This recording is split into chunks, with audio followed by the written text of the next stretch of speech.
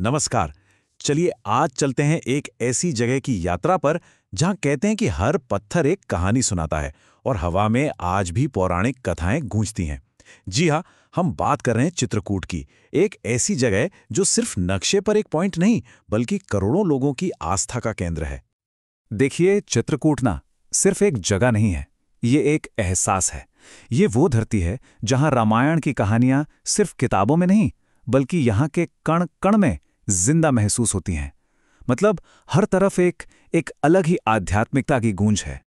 तो सवाल ये उठता है कि क्या सिर्फ एक दिन में इस दिव्य भूमि के असली सार को, इसकी आत्मा को छुआ जा सकता है? सोचने वाली बात है ना। तो चलिए आज इसी सवाल का जवाब ढूंढते हैं। देखते हैं कि एक दिन में चित्रकूट को असल में कैसे जिया जा सकता है। तो फिर देर किस बात की, शुरू करते हैं ये दिव्य यात्रा। देखिए, चित्रकूट वो पवित्र धरती है जहां भगवान राम, माता सीता और लक्ष्मण जी ने अपने वनवास के कई कई साल बिताए थे। और लोग कहते हैं, मतलब जो महसूस करते हैं, कि यहाँ की हवा में आज भी उनकी मौजूदगी का एहसास होता है। चित्रकूट में दिन की शुरुआत अलार्म क्लॉक से नहीं होती। यहाँ दिन शुरू होता है शांति और आध्यात्मिकता के साथ। जैसी सुबह की पहली किरण यहाँ पड़ती है ना, इस जगह का असली स्वरूप, इसकी असली खूबसूरती निखर कर सामने आती है। तो हमारी सुबह की यात्रा में दो खास पड़ाव होंगे। पहला है कामदगिरी पर्वत, जिसे चित्रकूट का धड़कता हुआ दिल भी कहा जाता है, और दूसरा है रामघाट, जहाँ मंदाकिनी नदी की पवित्र धारा बहती है और सबको एक अलग ही शांति देती है। अब ये जो कामोदगिरी पर्वत है ना, ये सिर्फ एक पहाड़ी नहीं है। असल में इससे खुद भगवान राम का ही स्वरूप माना जाता है। और बस यही वजह है कि चित्रकूट की आस्था का सबसे बड़ा, सबसे अहम केंद्र है। यहाँ पर भक्त इस पवित्र पहाड़ी की पूरी 5 किलोमीटर लंबी परिक्रमा करते हैं। जरा सोचिए, सुबह की ठंडी ठंडी हवा, नंगे पांव चलना, ये सिर्फ एक धार्मिक रस्म नहीं रह जाती, ये एक बहुत ही गहरा आध्यात्मिक अनुभव बन जाता है। और रास्ते में जो अनगिनत मंदिर पड़ते हैं ना, वो इस यात्रा को और भी ज्यादा पवित्र बना देते हैं। परिक्रमा पूरी करने के बाद हम पहुंचते हैं रामघाट। ये मंदाकिनी नदी का सबसे शांत और पवित्र किनारा है। वहां नाव पर सवार होकर जब चारों ओर घाटों की आध्यात्मिक ऊर्जा महसूस होती है, सच में वो एक ऐसा अनुभव है जिसे भुलाया नहीं जा सकता। अच्छा, तो सुबह की शांति के बाद अब बारी है दोपहर की।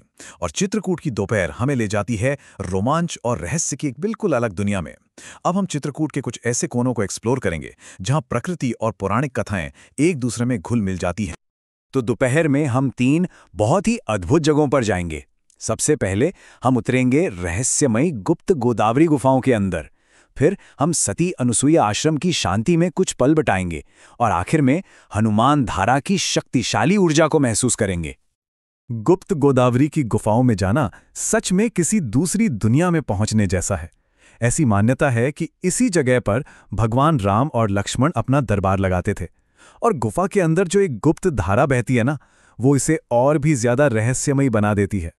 जहां एक तरफ गुफाओं का रोमांच और रहस्य है, वहीं दूसरी तरफ है सती अनुसुईया आश्रम की परम शांति। बिल्कुल ऑपोजिट।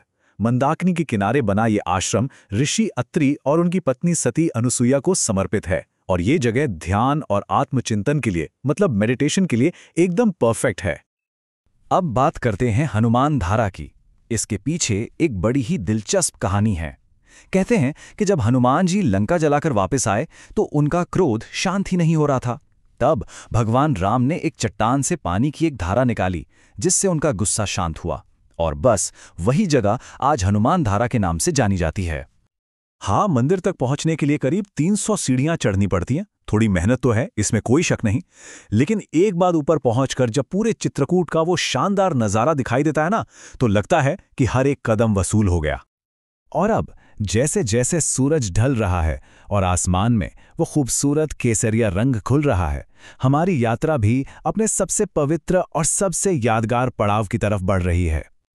शाम के वक्त हम 2 बहुत ही महत्वपूर्ण जगहों पर चलेंगे जो इतिहास से जुड़ी हैं, भरतकूप और स्फटिक शिला। और फिर हमारा दिन वहीं आकर खत्म होगा जहां से शुरू हुआ था। जी हां, वापस रामघाट पर, जहां एक ऐसी शाम की आरती हमारा इंतजार कर रही है जो शायद ही कभी भुलाई जा सके। तो पहले भरतकूप। ये वो पवित्र कुआं है जिसके बारे में कहा जाता है कि भरत जी ने इसमें सभी तीर्थों का जल मिलाया था। और दूसरी जगह है स्फटिक शिला, एक बहुत ही शांत जगह जहां भगवान राम और माता सीता के पैरों के निशान आज भी मौजूद है। दिन भर की इस यात्रा के बाद शाम को वापस रामघाट लौटना पता है कैसा लगता है? जैसे एक पूरा सर्कल कंप्लीट हो गया हो। और यहीं मंदाकिनी के किनारे इस पूरे दिन का सबसे दिव्य और सबसे यादगार अनुभव हमारा इंतजार कर रहा है। जब मंदाकिनी के किनारे शाम की आरती शुरू होती है ना, तो लगता है जैसे वक्त थम सा गया हो। वो मंत्रों की गूंज, एक साथ बजती सैकड़ों घंटियों की आवाज और नदी में तैरते हजारों दिए, ये नज़ारा, ये पूरे माहौल को एक ऐसी दिव्यता से भर देता है जिसे सच में शब्दों में बता पाना बहुत मुश्किल है। तो इस आध्यात्मिक सफर की खूबसूरती को महसूस करने के बाद अब बात करते हैं कुछ प्रैक्टिकल जानकारी की, ताकि अगर कोई चित्रकूट आने का प्लान बना रहा हो तो उसे आसानी हो। चित्रकूट पहुंचना वैसे काफी आसान है। सबसे सुविधाजनक है ट्रेन, क्योंकि स्टेशन चित्रकूट धाम करवी मेन शहर से सिर्फ 10 किलोमीटर दूर है। और अगर कोई फ्लाइट से आना चाहे तो प्रयागराज और खजुराहो सबसे नज़दीकी एयरपोर्ट्स हैं। अब बात करें रुकने की, तो यहाँ हर तरह के बजट के लिए ऑप्शंस हैं। अच्छे रिजॉर्ट्स भी हैं, रामघाट के पास सुविधाजनक होटल्स भी हैं, और अगर किसी को शांतिपूर्ण माहौल चाहिए तो आश्रम भी एक बहुत अच्छा विकल्प है। खाने पीने की बात करें तो चित्रकूट में बहुत ही सादा लेकिन बहुत स्वादिष्ट शाकाहारी भोजन मिलता है। रामा रसोई और मानस भोजनालय जैसे जो लोकल भोजनालय हैं वो काफ़ी पॉपुलर हैं।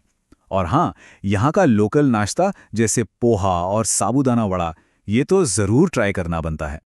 तो आखिर में सवाल बस यही है, अगर वाकई किसी जगह पे यादें बसती हैं तो चित्रकूट से लौटते वक्त हर इंसान अपने साथ कौन सी कहानी लेके जाता है?